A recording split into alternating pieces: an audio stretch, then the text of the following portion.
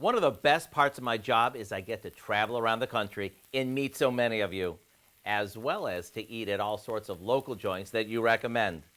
Recently, while in Philadelphia, I got a chance to eat my way from one end of the city to the other. And although there were lots of favorites, I want to share the most famous one with you, the cheesesteak. And just like anything else, every place we went seemed to have their own twist on it. Most places make it with thinly sliced prime rib, while others opt for less expensive cuts. Then there are those who serve it steak-like, and others sort of chop it or shave it. To make an easy version at home, we start off by sauteing some thinly sliced onions in a bit of vegetable oil.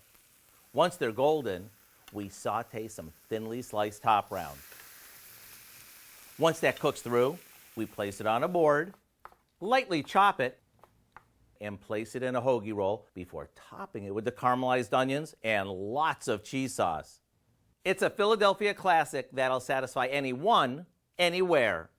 If it's good enough for Rocky Balboa, I'm sure it'll knock your socks off. The simple step-by-step recipe for our Philly cheesesteak sandwiches is online now, so you can enjoy the taste of the city of brotherly love right at home.